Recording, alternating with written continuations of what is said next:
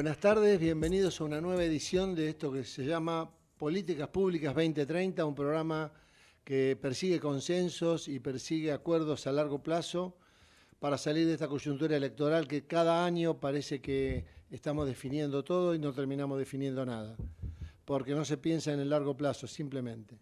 Esto es un poco lo que pretende con un granito de arena este espacio que produce integralmente el Foro para el Desarrollo de las Ciencias, cuyo presidente es el doctor Miguel Ángel Secchi. Hace más de 20 años que esta entidad está colaborando y armando consensos y todo tipo de encuentros y reuniones con los más destacados profesionales del área de salud. Y bueno, y es el espíritu seguirlo haciendo. Bueno, sin más trámite, estoy ya viendo a Miguel. Hola Miguel, hola Jorge Neira.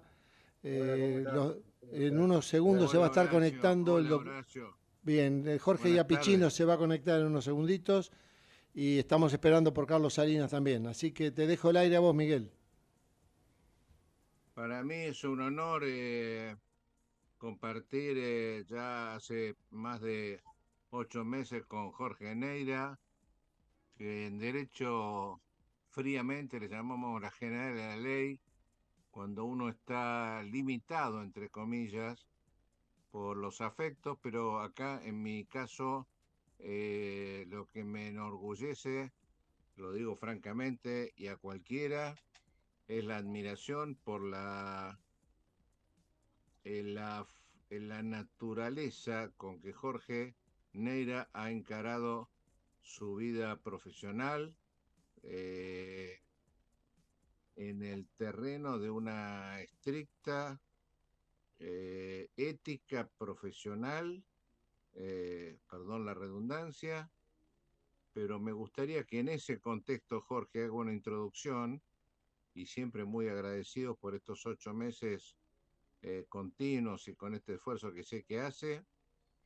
Jorge, ¿cómo estás viendo la circunstancia actual del sistema de salud en este mundo globalizado, pero en relación a lo que yo te decía que tuviste en mira cuando te recibiste de médico, si se están dando las pautas o los objetivos éticos en la práctica profesional, o encontramos que tenemos que empezar por solucionar eso y no precisamente lo económico? Bueno, buena pregunta, ¿no? La pregunta del millón. Primero, muchas gracias, Miguel, por tus palabras. Sabes que el afecto es. Hola, Jorge, ¿cómo estás? Hola, ¿qué tal? ¿Cómo estás? Hola, hola Sabes Jorge. que, sabés que el afecto es compartido, así que en ese sentido, para mí es un placer también estar acá. Eh, yo creo que yo participo de algunas reuniones internacionales con distintas entidades que se dedican a la equidad en salud. Justamente hicimos un taller con la Academia de Ciencias Médicas del Reino Unido, se hizo un informe, y además soy miembro del comité ejecutivo del Sustainable Health Equity Movement, que es un movimiento generado por múltiples entidades científicas internacionales, como la World Federation of Public Health o muchas otras entidades, la YGA, que es la Global Young Academy, la Academia Joven Global, que son científicos de menos de 45 años que tienen una capacidad de trabajo espectacular y además una representatividad muy interesante. El Interacademy Partnership for Health, en fin, es una entidad, es un consorcio muy interesante para participar. Y en realidad el tema de la equidad es algo que en el mundo tiene una característica muy particular. Ustedes saben que una cosa son los países bajos y medios ingresos y otra cosa son los de alto. Por ejemplo, el trauma, el 90% de los pacientes que se mueren por choques de vehículos se mueren en países de bajos y medios ingresos. Los países de bajos y medios ingresos, la mortalidad se produce antes de los 70 años. O sea, y sobre todo la inequidad que está relacionada con la situación social. Fíjense, por ejemplo, con el tema de las vacunas. En África todavía no se superó el 16% de vacunación, la tasa de vacunación. Entonces, eso es claramente una equidad. Estamos a casi 3 años de la pandemia y todavía está vacunado un sexto, uno de cada 6 africanos está vacunado.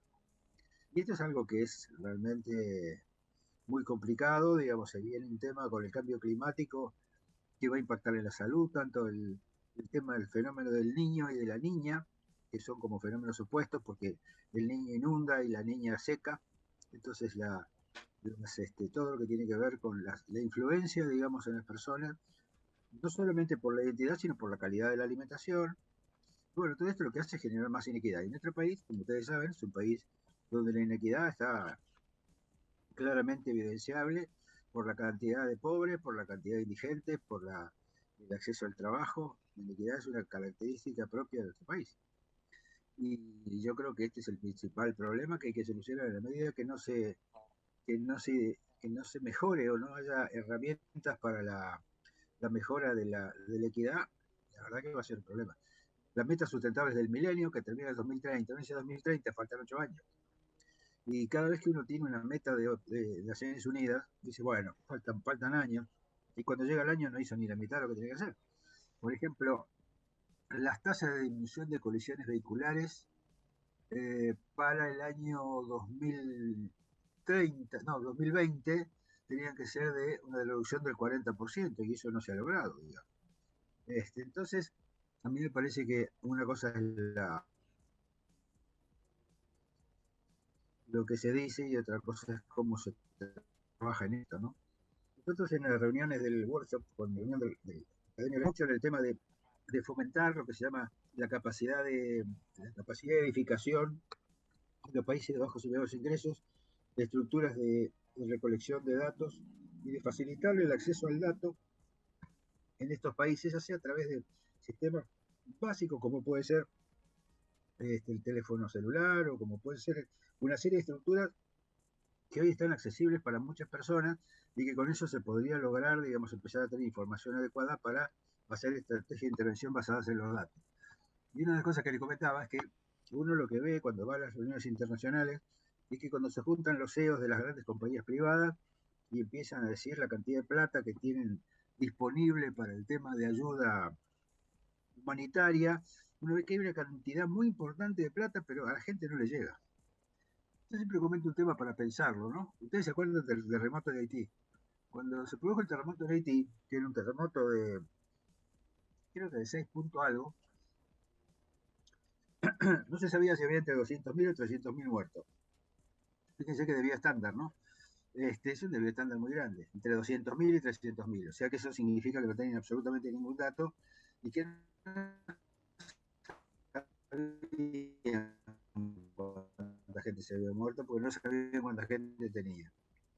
Y pues, que había en Haití, de pronto comenzaron a aparecer los mecanismos de ayuda humanitaria. Como había mucha gente que iba a trabajar espontáneamente, se hizo un hotel 5 estrellas en el aeropuerto. Se invirtió una gran cantidad de plata, digamos, en toda esta ayuda humanitaria, pero lo cierto es que la gente hoy, a varios años, muchos años del terremoto, la gente sigue viviendo en las mismas condiciones de inequidad. Y uno se plantea y dice, ¿para qué sirvió, no? Toda esa ayuda humanitaria. Bueno, sirvió para que algunos intermediarios aprovecharan para hacer su trabajo y cobrar por su trabajo, pero no por el objetivo final que era ayudar a Haití. Poco tiempo después del terremoto de Haití, en Chile hubo un terremoto de 7.5. Desde el punto de vista técnico, el terremoto de este 7.5 fue 30 veces superior al de Haití y murieron 50 personas, versus 200.000 o 300.000 que se habían muerto en Haití. Entonces, claramente, la vulnerabilidad de la gente de Haití, la inequidad, digamos, al acceso a una serie de cosas, hizo que pasara lo que pasó. Son cosas tan evidentes que en realidad uno dice, ¿por qué no se puede mejorar esto? ¿Por qué no se puede solucionar? Ustedes saben que Haití es la primera democracia latinoamericana. Los haitianos se rebelaron contra Napoleón antes, que fue la primera revolución en 1790 y pico. Y siendo la primera democracia latinoamericana, es la más destruida, digamos, de los países. Así que son cosas inentendibles. Uno quisiera que estas cosas no pasaran. Me parece que siempre pasa lo mismo, como que es buscar las explicaciones afuera. Y si ustedes trasladan esta situación a otro país, pasa exactamente lo mismo. O puede ser que Argentina tenga 40% de pobres, 50% de pobres, tenga 6% de desocupación, pero resulta que la cantidad de gente que tiene un salario formal es baja. entonces, ¿cómo puede haber tanto salario, tanto trabajador informal? Bueno, son cosas que son inentendibles y por eso pasa lo que pasa.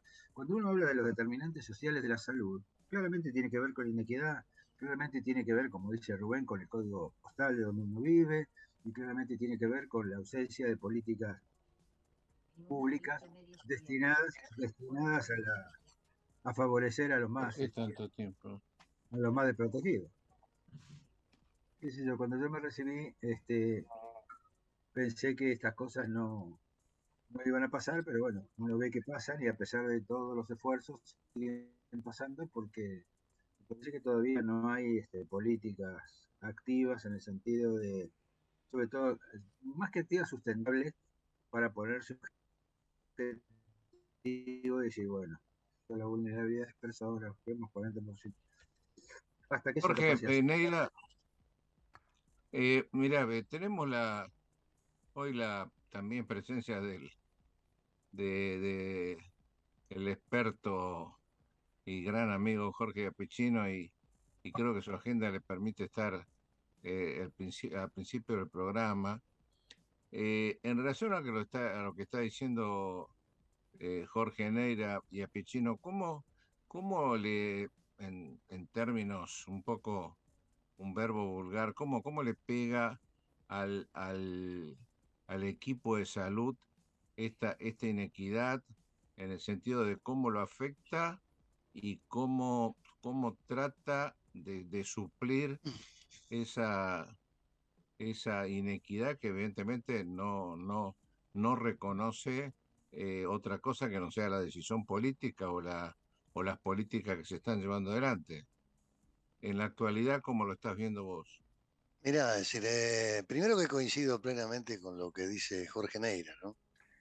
Es clarísimo lo que le explica, es decir, y es muy doloroso para el equipo de salud. En su tarea asistencial me imagino que Jorge lo deberá ver en la terapia intensiva de manera más intensiva que lo que lo ve un médico en el consultorio. Pero yo te puedo graficar con un solo ejemplo. Es muy doloroso para un médico hacer una receta a sabiendas de que ese paciente se va con la receta y después no compra el medicamento. Y eso no solo pasa en el sector público. Es decir, donde vos pensás que haces una receta y a lo mejor el paciente lo puede conseguir en algún lugar y lo más probable es que si lo tiene que comprar no lo compre. Eso está pasando también en gente que hoy día tiene una medicina prepaga y paga solidariamente el medicamento y no tiene para pagarlo. Y por vergüenza no te dice, mire, este medicamento que usted me da, porque tampoco sabe el precio, en fin. Es decir, no te dice yo no lo voy a poder tomar. Se va con la receta, vos das por hecho de que ese paciente lo va a tomar y no puede. Con lo cual lo que te estoy diciendo es que la inequidad, desde la época que uno se recibió, hace ya tantísimos años hasta ahora, en la Argentina, que es lo que uno más conoce, lo que ha sucedido es que va incrementándose paulatinamente, pero inexorablemente.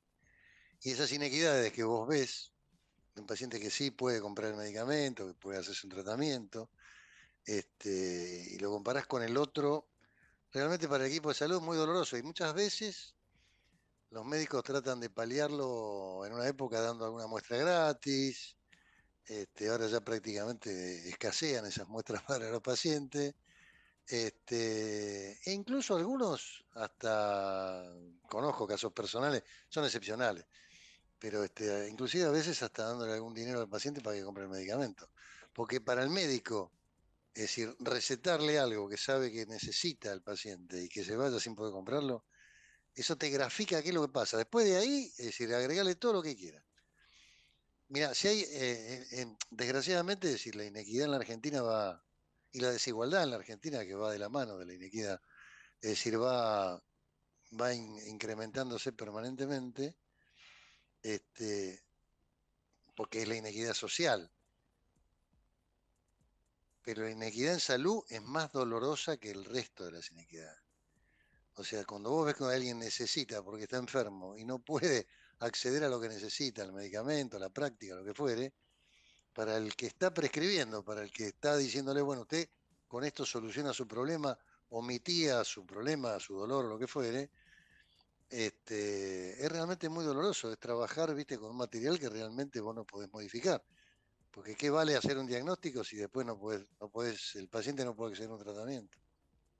Jorge, y a Pichino, ¿y cómo ves la actividad gremial? No solamente la gremial médica, sino la gremial en general en relación al reclamo a la clase política para aunque sea empezar a paliar estos efectos que, que, que se originan en los condicionantes de la forma de vida y de la salud de la población, ¿no? Porque al médico se lo juzga por su actividad, pero el médico no puede llevarse encima de él en qué condiciones vive el paciente, o como bien vos decís, si se le puede, si puede pagar el medicamento o pagar el colectivo para volver.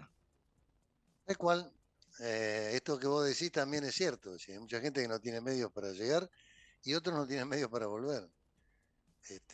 Yo conozco más casos de médicos que les quedan dinero para que paguen lo que sea, es decir, para volver a su casa o para ir a un centro de salud. El otro día hablaba con uno que le pagó un taxi a un paciente para que vaya de un centro de salud que no tenía recursos a un hospital y el paciente no tenía cómo llegar, no tenía forma. Entonces, es decir, primero para el equipo de salud eso desanima mucho, es decir, es algo que vos no podés manejar, no está en tu posibilidad de manejarlo.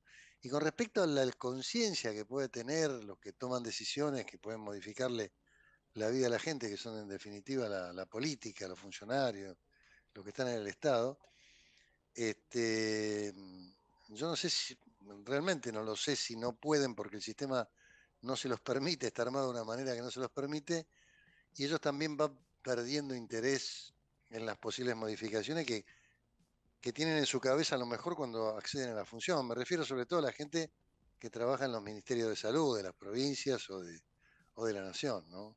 Puedes acceder con mucho entusiasmo a un cargo, querés comerte la cancha en el primer partido, es decir, resulta que no tenés ni puestos los arcos para patear los penales. Jorge, pero Entonces llega un momento que te desanimas un poco. en el arco gremial general, vos que tenés también una amplia trayectoria de defensa del equipo de salud y especialmente del médico, Sí. eh, eh, cuando uno visita la CGT o la central obrera de turno, o al ministro de Trabajo, ¿se analizan estos temas o siempre estamos viendo los presupuestos, números fríos y no se analizan condiciones de trabajo, condiciones de vida del paciente? Porque hoy por hoy, perdón, dos afiliados a PAMI, matrimonio por ejemplo, están en el límite de la indigencia con 120.000 pesos. Y me parece a mí que todo eso nunca había pasado en Argentina. No sé, yo por eso los míos son más preguntas que afirmaciones en No, este por aspecto. supuesto. Lo que pasa es que la salud es algo que se valora mientras uno la tiene, no pasa nada, es decir, se valora cuando se pierde, ¿no? Y cuando se accede al sistema de salud, la gente empieza a darse cuenta de las dificultades que tiene. Nosotros que estamos todo el tiempo en el sistema de salud, somos conscientes de esos problemas, de las condiciones de trabajo, de las condiciones en las cuales se atienden los pacientes, de la carencia de tecnología de punta, es decir, que empieza a suceder en la Argentina una vez más. O sea, empezamos a alejarnos de la tecnología que tienen otros países desarrollados porque no tenemos acceso y tampoco hay inversiones porque la Argentina no alienta las inversiones en ningún campo de nada. Entonces, es muy difícil. Es decir, mirá lo que está sucediendo. Las residencias hospitalarias que antes eran tan buscadas en la época que con Jorge Neira éramos jóvenes y hace tanto tiempo, nosotros competíamos para entrar a una residencia con miles de personas. Eran pocas las plazas que había.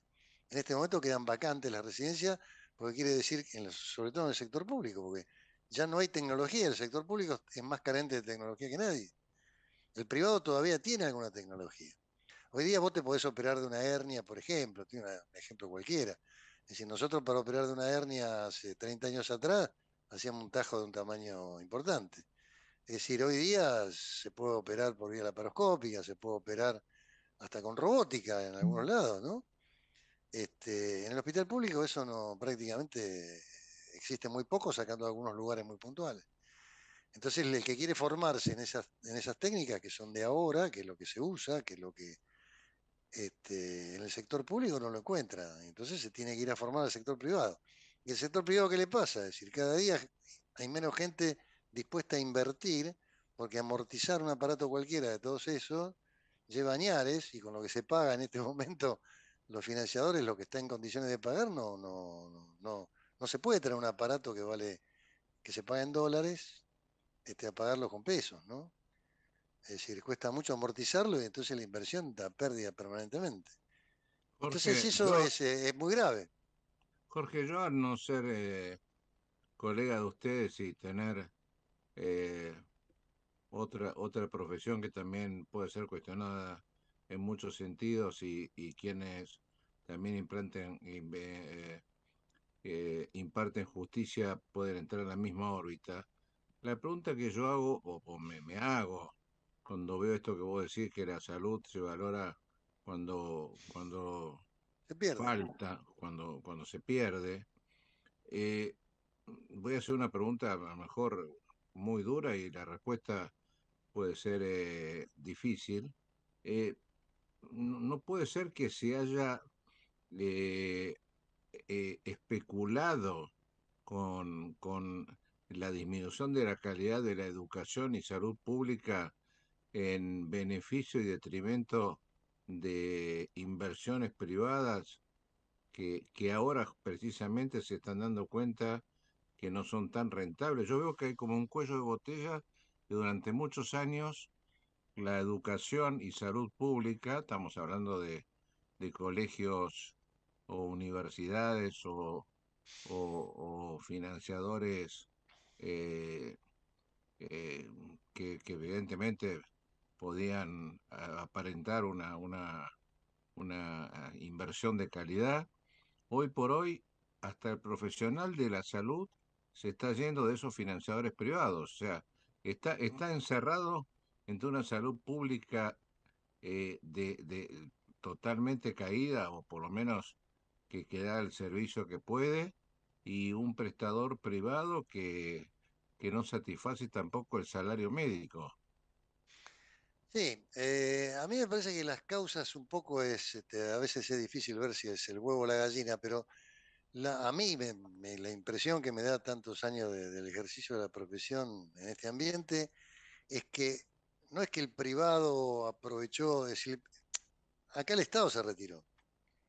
El Estado se retiró tanto de la inversión en salud como se retiró de la inversión en educación. Pero ahí O te sea, pregunto, ¿por qué? ¿Por qué se retira? se retira porque tiene otras prioridades presupuestarias. Si vos mirás los presupuestos de las distintas jurisdicciones, en salud se invierte cada vez menos y en educación también, empezando por la capital. Entonces, es decir, el político tiene otras prioridades, la salud no es una cosa que le pueda mover la aguja desde el punto de vista de sus elecciones. O sea, vos sabés que hay una enfermedad en la política que es la elección permanente, ¿no? Es decir, el que asume y el que gana la elección ya está pensando en la próxima, el día siguiente que asumió. Entonces, es decir, sus preocupaciones no pasan por ver cómo se invierte en salud, cómo se invierte en educación. O sea, hay una carencia de estadistas en la Argentina, sin ninguna duda. Es decir, se han muerto todos, no sé si queda alguno. Es decir, y lo que se mira es el corto plazo y ver cómo se zafa de distintas situaciones. En salud no hay una política general para mejorar la salud pública en ningún aspecto, en ninguno de los subsistemas que tiene el sector. Todos tienen problemas de financiamiento, es decir, todos tienen problemas de organización, todos tienen problemas de gestión. Es decir, entonces empieza un desaliento, inclusive se pasó una pandemia con un equipo de salud que esperaba que a lo mejor se le reconozca de alguna manera el rol que jugó en una situación muy difícil, y creo que le van a reconocer más el ejercicio de la pandemia. El otro día lo estaba escuchando a uno de los Moyanos, es decir, que decía que los camioneros se jugaron la vida con el tema de la pandemia, sin ninguna duda, es decir, porque hubo muy pocos sectores que trabajaron, las chicas de los supermercados, los camioneros, y el personal de salud. El personal de salud es el que menos logró después de la pandemia, ¿no? Y es el que estuvo en la primera fila del combate contra el amigo coronavirus. Sí, Así además, que, bueno, estamos en un problema grave. Es decir, si ni siquiera la sociedad reconoce eso, ni hablemos de los empleadores, ni hablemos del Estado, yo creo que el problema pasa por el Estado, no por el privado. El privado creció históricamente a expensas de la falencia del Estado. vos No sabés habría que un... esto que estaba no, diciendo, sí. perdóname, esto que estaba diciendo Jorge, que me parece interesante. Yo tuve la posibilidad de trabajar en los dos sistemas al mismo tiempo, ¿no? Y como unas ondas donde a veces el sector privado estaba mejor que el público y otras veces el público estaba mejor que el privado. Ujú. Casi siempre en situaciones de crisis, el sector estatal, el sector público sostenía la inversión y eran las épocas en que los hospitales se capitalizaban, digamos, en insumos en esa época y dejaban a los hospitales privados en una diferencia importante. Yo recuerdo porque yo empecé en la unidad de cuidados intensivos en el Fernández en el año 76 y pude ver toda la progresión de la unidad de cuidados intensivos del Hospital Fernández y después del Vélez, donde soy jefe, y de los sistemas privados, y era así, era una cosa llamativa, tan eso sí que había gente que hacía solamente guardia en el sector público, después hacía una guardia en el sector privado, a veces iba al sector privado porque convenía más que el sector público, pero ahora eso ha dejado de ser así porque están malo uno como el otro en el sentido de la remuneración. Hoy se estaban quejando, digamos, del sueldo de los residentes. Hace poco hubo una huelga de los residentes, la famosa CONAREME. Yo me acuerdo que cuando yo entré en el 75 a la residencia, lo primero que me llamó la atención, las 2 meses de estar, es que el CONAREME hizo una huelga. 1975, hace 47 años. Así que imagínense que esta es una cosa que viene produciéndose desde hace mucho tiempo pero me parece que esta cosa se ha perdido, esta cosa, ya el hospital, el sector público se quedó atrás, como dice Jorge, no tiene más inversión, y el sector privado está haciendo lo que puede, y por supuesto se está descapitalizando, porque a valor dólar incorporar cualquiera de estos equipos de alta complejidad es importantísimo, es imposible. Entonces a mí me parece que no es muy promisorio el futuro que se espera. Bueno, Luis, creo que hemos llegado a la primera parte del programa y Jorge Pichino, un gran esfuerzo de agenda hoy, por lo menos que, que parece que está convocado y más requerido que otros días, pero siempre está con agendas completas, igual que el doctor Neira. Eh, Jorge, nos vemos la semana próxima, si te parece bien. yo les Y agradezco a ustedes y para mí siempre es un placer formar parte de esta mesa que son amigos y me siento muy cómodo en esto. Y bueno, nada, es decir, porque agradecido a ustedes. Y tengo para la nosotros es novedad, tengo la un novedad placer de que estés acá. que 15:40 nos va a visitar el doctor Eduardo López. No sé, y a Pichino, si tenés oportunidad de quedarte un ratito para hablar con él, para ver Eduardo, cómo ve.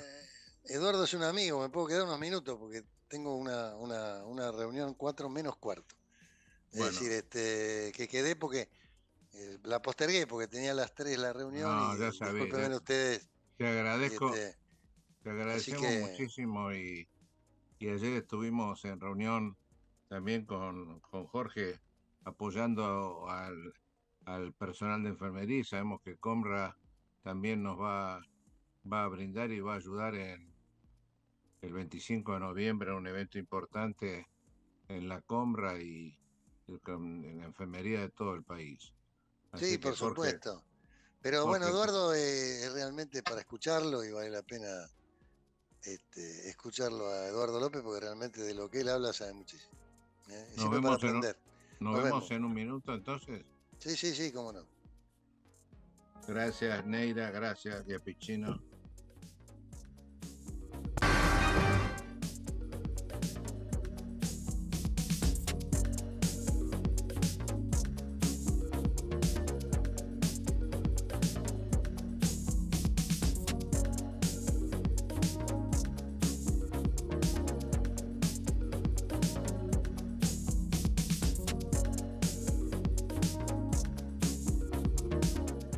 Ecomedios.com AM 1220.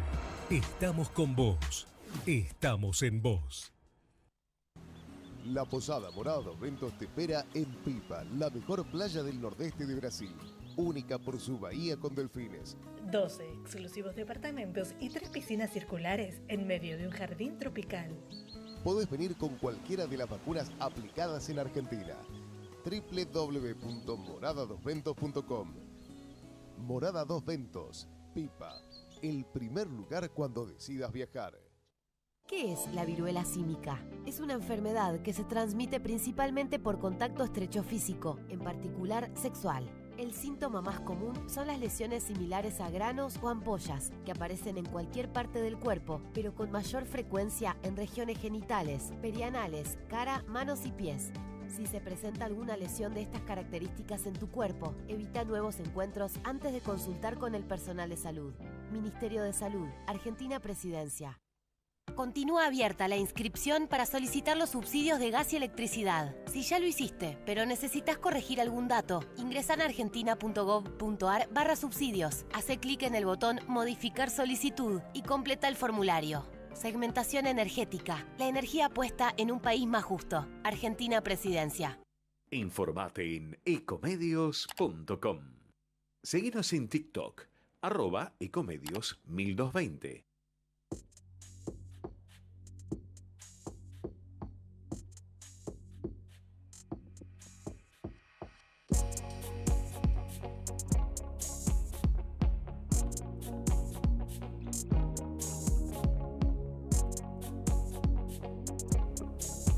Bueno, y continuamos con la emisión de Políticas Públicas 2030, luego de la pausa.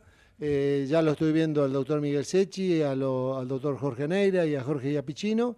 En unos minutos, yo hablé hace pocos minutos con el doctor Eduardo López, me dijo que en unos minutitos tipo y 40 va a estar conectándose. Así que bueno, Miguel, el aire es tuyo. En conclusión de la primera media hora, podemos sacar como síntesis que tenemos a 12 expertos en el recorrido tanto de lo sindical como de lo público y privado. O sea que no son opiniones simplemente de libro, sino de haber andado pasillos, de haber discutido, de haber consensuado, pero sigo insistiendo y no espero la respuesta hoy, sino que el foro, el grupo Medeos, del cual formamos parte todos nosotros, probablemente este año podamos continuar agregando algunas posibilidades de consensos en políticas públicas. En eso estamos. Hoy el doctor Iapichino ya me comentó de algunos avances hechos por algunos expertos que están escribiendo del grupo, así que espero que antes de fin de año tengamos un poco complementado el documento que iniciamos en el 2012. Y acá está presente el doctor Eduardo López, al cual le agradecemos muy especialmente, seguramente con un gran esfuerzo de agenda, nos va a ayudar en el tiempo que tenemos a... ¿Cómo estás, Eduardo, vos y familia? Todos muy bien, muchas gracias por la invitación, así que con mucho gusto vamos a tratar de colaborar en este excelente programa. Creo que conoces a los presentes un poco, ¿no? Creo que está Jorge Neira. ¿Quién más está? Porque no alcanza.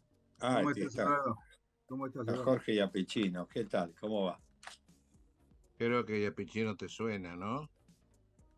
Sí, es un apellido conocido de los que hemos visto, quien ha trabajado por mucho tiempo en la defensa del médico, ¿no? En la actividad gremial médica, que es también muy importante. Eduardo, estábamos hablando un poquito de cuál es la situación actual de la salud en el país, por supuesto, obviamente, en una crisis mucho más profunda y más interdisciplinaria, para llamarla de alguna manera, que limitado al sector salud. Los problemas que tenía el sector salud durante muchos años, que tiene, se están viendo agravados y profundizados por procesos, llamativamente algunos procesos hasta de concentración de financiadores, y una situación que comentaba Iapicino, que imaginábamos que la conducta del equipo de salud luego de la pandemia, lejos de continuar en la primera página de la agenda de los políticos, retrocedimos luego que los efectos de la pandemia por lo menos no son tan agresivos. Eduardo, no sé, queremos saber cómo lo estás viendo vos en relación a a tu experiencia tanto como infectólogo como hombre de la política de salud, que le gusta tener el proyecto de qué puede pasar de acá para adelante. Bueno, te voy a dar mi opinión como si fuera avisos parroquiales, ¿no? En primer lugar, con la salud pública sigue siendo crucial, sobre todo la atención, inclusive la medicina reparativa, debido a que hay un 40% de pobreza, incluido la indigencia. El hospital público tiene un rol que es irrenunciable, que es la atención de este porcentaje tan importante de la población que no tiene otro lugar que no es ir al hospital público.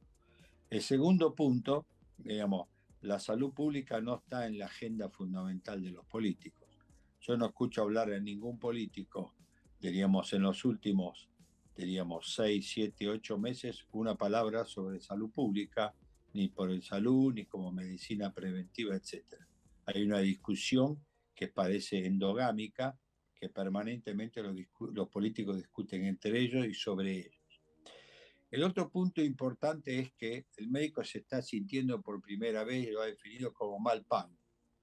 Y esto ha hecho que muchos médicos que trabajaban en los sistemas prepagos se hayan salido de estos sistemas. Y esto vale tanto para los médicos como para odontólogos, como para kinesiólogos. Con lo cual, el costo de la salud a la gente le va a salir más caro. Esto es inexorable, de alguna manera. El cuarto punto es que en los últimos años, diríamos, salvo coyunturas, como puede ser una pandemia y demás, no se ha hecho grandes inversiones en salud, con lo cual empieza a haber una inequidad entre lo que puede ofrecer los sistemas prepagos o privados de salud versus los que ofrece el hospital público. Y por otro lado, diríamos, los políticos no se animan, diríamos, a poder armar con las entidades representativas de los médicos algún diálogo para generar consenso. Si vos analizás en los últimos años, diríamos, las dos leyes más importantes en salud fueron una sobre vacunas, sobre el derecho universal de salud, que lo hizo el diputado Pablo Gendling, y el segundo fue la ley el uso racional de antibióticos para evitar el uso y abuso de los antibióticos, que es un tema muy importante, diríamos. Y después hubo algunas leyes coyunturales, pero no está sentado alguna ley que permita un consenso abarcativo entre lo privado, los prepagos, obras sociales y lo público, diríamos, para poder generar, diríamos, un sistema un poco más, ¿cómo te diría?, equitativo para la gente y que la gente tenga alcance en igualdad de condiciones. Yo sinceramente soy un poco pesimista porque también he leído algunas encuestas donde para la gente la salud está en el 7º o 8º lugar, diríamos. Y en general la salud aparece en los primeros lugares cuando hay una pandemia o cuando aparecen brotes en este sentido. Quiere decir que los que hacemos salud vamos a tener que trabajar mucho para poder lograr equidad y mejorar mucho la actividad de salud. No solo lo reparativo, sino también lo preventivo, ¿no? Fíjate, Eduardo, que una de las cosas que a mí siempre me llama la atención es que lo único que se hace desde el punto de vista de salud, desde el punto de vista de la política, es inaugurar hospitales. Y quizás es lo menos que tendrían que hacer, ¿no? Porque no sé si el problema es la falta de camas, sino optimizar el sistema de salud para que la gente pueda acceder con más facilidad. Y no es solamente un tema de camas, entonces se inauguran hospitales y los hospitales se inauguran pero no se llenan porque por ahí no tienen el recurso humano. Y parece que el único gesto, digamos, del Estado con el sector público es inaugurar hospitales, ¿no? Y me parece que no es eso lo necesario. Nadie se sienta a ver qué sistema solo necesitamos y qué es lo que se puede hacer para ir optimizando el sistema en estas condiciones, sin necesidad de modificar la Constitución, sin necesidad de modificar cosas que son inmodificables. Yo creo que los grandes frenos o las grandes barreras cuando uno tiene que hacer algo en salud es el tema del federalismo, porque con el federalismo no se puede nada, el tema de la Constitución, porque la Constitución hay que cambiarla y hay que llamar a una reforma de la Constitución. Y eso me parece que son todas excusas. No sé vos qué opinás. Realmente es muy interesante lo que comentás, Jorge. Yo creo que en primer lugar a los políticos habría que enseñarles que lo más difícil de conseguir y de preparar es el recurso humano. El ladrillo es lo más fácil de hacer. Segundo, más complejo es el equipamiento, porque uno para equipar tiene que definir hacia dónde va ese hospital y hacia dónde va sobre lo que necesita la comunidad. Pero tercero es el recurso humano. Y Argentina tiene en medicina, digamos, asumiendo todas las áreas de salud, cuando digo medicina, un problema severo. En primer lugar, tenemos un número muy pequeño de enfermeras comparado con lo que se necesita.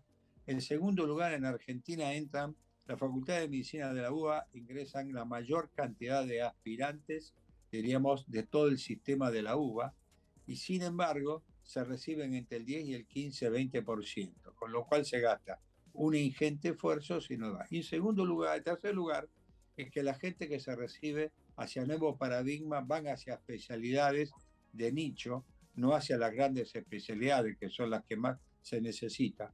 Con lo cual el recurso humano en Argentina para formar es escaso y tarda por lo menos, si uno asume desde la facultad hasta la residencia y alguna especialidad dentro de las grandes, son alrededor de 10 años. Esto los políticos no lo ven y inauguran hospitales sin estar equipados y sin tener el recurso humano. Tal es así, yo no voy a dar lugares, pero hubo municipios en el conurbano bonaerense que durante años no tienen médicos para cubrir lugares, diríamos, y mucho menos para la guardia. Nosotros lo estamos viendo en este tema. Y además se están eligiendo especialidades, diríamos, donde no son lo que necesita realmente la gente, ¿no? Digamos, las 4 grandes especialidades no se están llenando las vacantes. Tal es así que este año, por primera vez, no se han llenado vacantes en determinadas especialidades en el sistema de residencia, con lo cual bien a las claras que estamos frente a un nuevo paradigma con respecto a la formación de recursos humanos, ¿no? Yo coincido plenamente con ese tema, ¿no? A mí me parece que ese es el punto crucial. Y el otro punto es el tema de la certificación y la revalidación. Nosotros estamos trabajando con el Ministerio desde el Consejo de Certificación de la Academia por el tema. El año que viene se haría la exigencia de la recertificación o de lo que llamamos nosotros la renovación de la certificación. Y es todo un tema que tenemos que ir preparando porque en realidad hay que facilitarle el acceso a través de sociedades científicas a los profesionales para que se formen. Pero lo cierto es que, digamos, hay condiciones salariales muy malas en este momento y yo no veo una reivindicación salarial que se acorde, digamos, a lo que se necesita. El tema de la paritaria, el tema de ajustar el sueldo por la paritaria, bueno, la reciente ministra de Trabajo dijo, con esta inflación de 100%, no se puede, ¿cómo fue que dijo tú? Una palabra, empardar, dijo, no se puede empardar el sueldo. Y entonces así no se puede. Y cuando vos arreglás con la paritaria y te pagan la paritaria en pedazos, cuando terminan de pagar los pedazos de la paritaria, ya la inflación acumulada en esos meses donde te están pagando la paritaria anterior, ya destruyó el valor adquisitivo de la paritaria. Digo, yo no veo en los gremios una política, digamos, de sueldo, pensar una política de sueldo. No sé qué opinan, porque son 2 personajes especiales para opinar de esto, vos y Jorge. Me gustaría la voz de Iapichino primero, que Eduardo. trabaja específicamente en este área.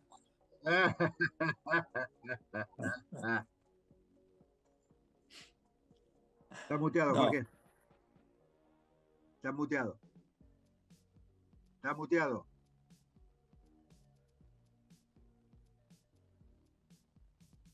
No, discúlpame, sí, la ministra dijo empardar, justamente una palabra antigua. Sí, por eso. Se usa poco ahora, sí, sí. Y es cierto, es decir, acá hay un problema que es el siguiente. En este contexto global es muy difícil cualquier tipo de reforma.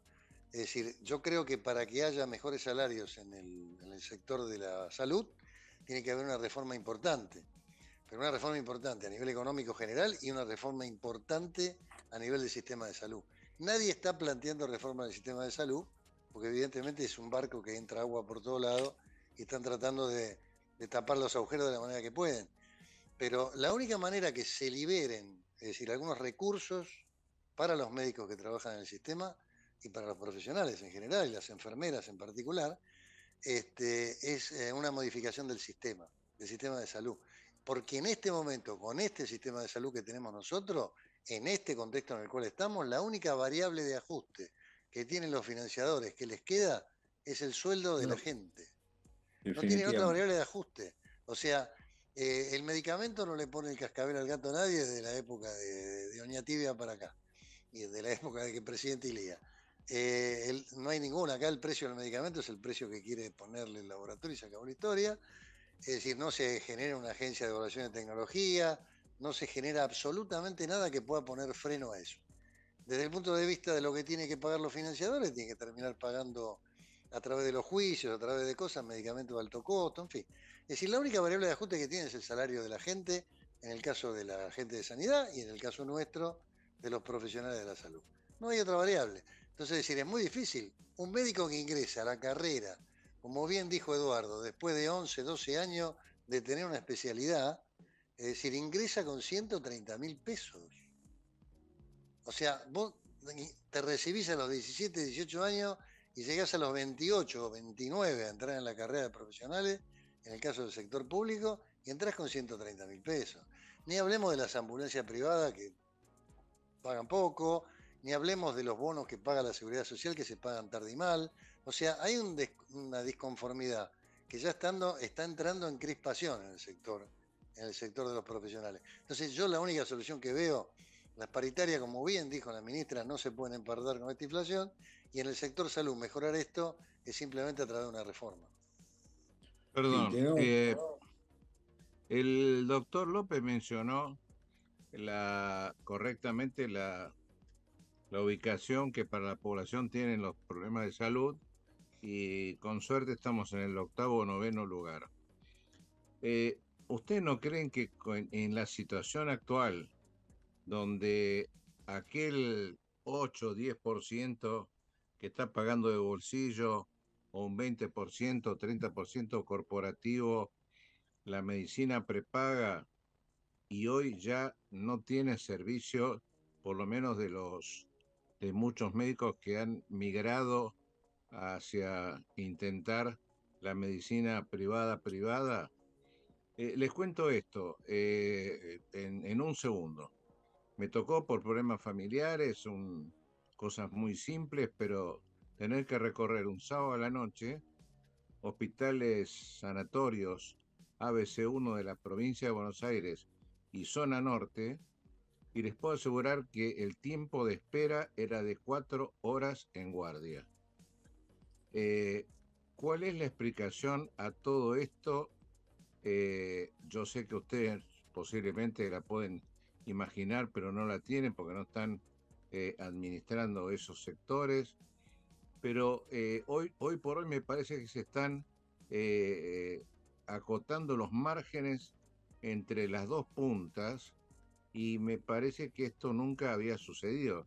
Estaba aún empardado, como dice la ministra, no pudiéndose empardar, pero ahora me parece que el no empardamiento está llegando a situaciones de que no tiene una explicación concreta, en la administración de los recursos en salud, porque o están faltando médicos de guardia, o no se le está pagando lo suficiente, o no sé cómo lo están viendo ustedes. No, eso sí que te puedo ayudar yo. En general hay un problema muy grave porque los nuevos paradigmas de los colegas que se van recibiendo, los médicos jóvenes, no ven a la guardia, diríamos, como una salida laboral ni como algo, diríamos, que puede ser útil, sino más bien se ve, diríamos, como un trabajo forzado. Esto es un punto. El segundo punto es que se está nivelando para abajo. Hace unos años, en donde estaban las colas era en el hospital público y los sistemas prepago y obras sociales en general atendían con mucha mayor celeridad. Hoy en día se igualó para abajo. En primer lugar, porque los sistemas prepagos no tienen la cantidad de gente en las guardias que tenían otrora, diríamos. Y en segundo lugar, como las guardias no se pagan adecuadamente, los colegas huyen de este tema, diríamos, ¿no?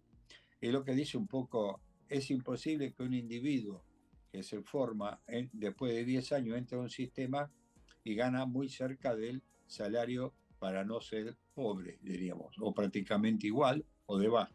Con lo cual esto es falso. Y en segundo lugar, lo que se ha aumentado en forma espectacular, y esto no es bueno, es el pluriempleo, diríamos. Hoy los médicos, enfermeras y los kinesiólogos trabajan en 2 o 3 lados. Y este pluriempleo, primero, hace perder eficiencia y segundo, hace perder calidad de la prestación, diríamos. Porque a través del tiempo son individuos que entran con más facilidad en el burnout y en la dificultad para poder atender. Por eso es que las guardias, diríamos, no tienen gente para incorporarse. Cuando vos analizás, por ejemplo, los llamados a las guardias, años atrás la guardia era el lugar donde en el sistema municipal se entraba dentro de trabajar en un hospital. Y hoy los cargos de guardia no se llenan, se llenan en forma muy lenta.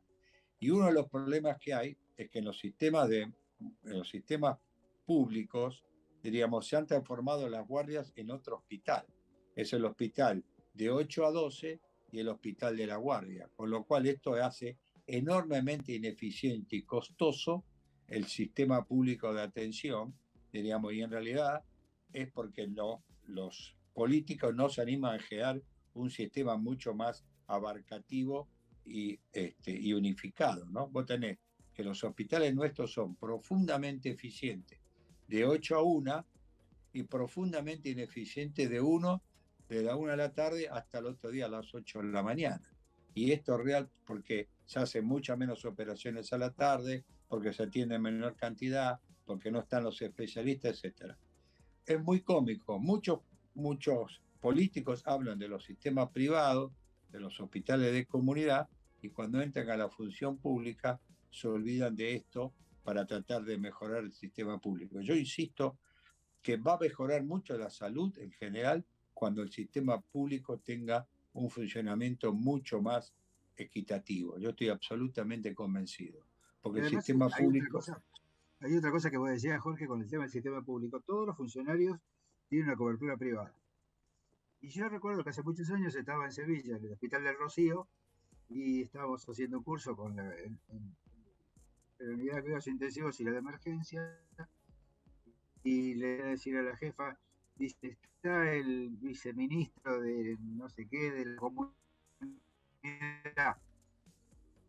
que quiere averiguar por su papá. Ah, sí, dígale que me espere, que salió el señor absolutamente educado, venía a preguntar si tenía un uniforme mi papá, que no tenía nada que ver con nada.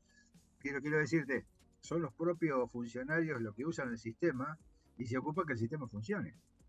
Claro, exacto. Y acá es raro de entender que, digamos, que un funcionario, yo no digo que el funcionario se tenga que entender siempre en el hospital público, pero es difícil de entender que un tipo que solamente usa el sector privado entienda qué significa el sector público. Si no lo recorre, además, porque tampoco lo recorre. Perdón, en Estados Unidos todo el gabinete se interna en hospitales públicos, ya sea el de las Fuerzas Armadas o el hospital público del condado, ¿no? Walter Reed es un ejemplo perfecto, tenemos para que ustedes vean, ¿no? Así que me parece que el problema de Argentina básicamente... Vos viste, Jorge, que el Walter Reed es un hospital de referencia, es un hospital de referencia de la guerra de la guerra de Vietnam, es un hospital de cirugía vascular. Ahí estuvo Norman Riggs, que era el famoso cirujano vascular cirujano vascular americano, ¿no? Sí, es correcto. Pero a los políticos también le va a llegar esta nivelación para abajo, aún atendiéndose en el sector privado. Creo que... Sí, el sector privado lo que va, a mi entender, Miguel, va a ir hacia nichos de atención médica.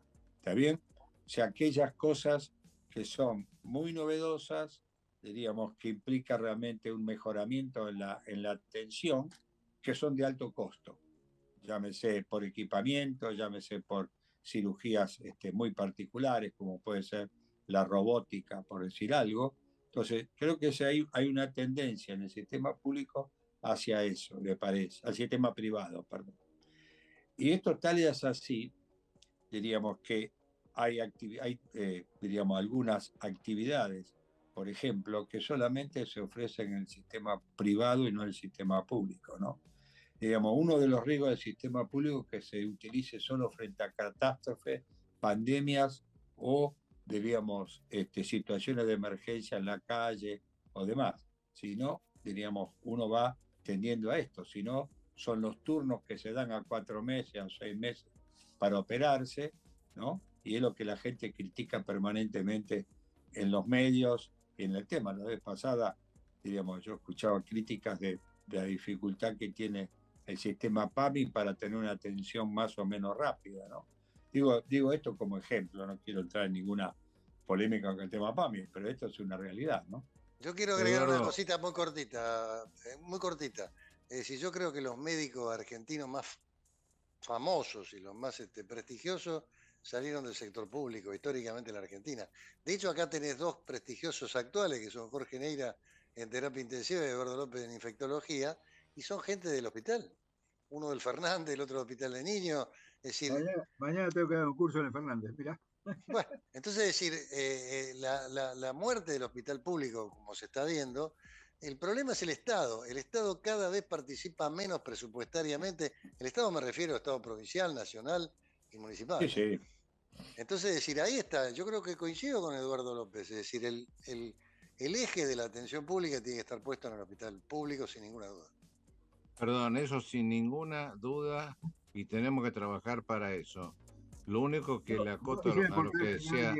Pero Miguel, una sola cosa quisiera aportar. Me parece que hay un jugador acá que podría ser interesante en la atracción del sector público, que es la seguridad social. Y yo creo que quizás haya que hacer un tándem seguridad social hospital público, porque eso sería beneficioso para ambos. Se lo dejo para que lo piensen. No, yo estoy de acuerdo, totalmente de acuerdo. Yo creo que hay una sobreoferta de sanatorios en el sistema de la seguridad social a través de los sindicatos. Creo que eso no es bueno, porque fíjese, con diferencia de 10 cuadras, tenemos 3 o 4 sanatorios y en el medio está un hospital público. Uno realmente, pero para eso se necesita una reforma donde el consenso político es clave, ¿no? Sí. Bueno, muchísimas gracias a todos. Doctor Eduardo López, doctor Jorge Neira, Jorge Apicino, ustedes están siempre invitados y con tiempo le hacemos llegar una invitación para, si quieren, para dentro de 15 o 20 días. Y lo único que yo quería acotar, doctor López, y ya tengo que cerrar porque el tiempo me está, que los plazos a los que te referís de 90 días para consulta ya se está dando en los sanatorios privados. Y esto es una preocupación que muchos no saben cómo resolver.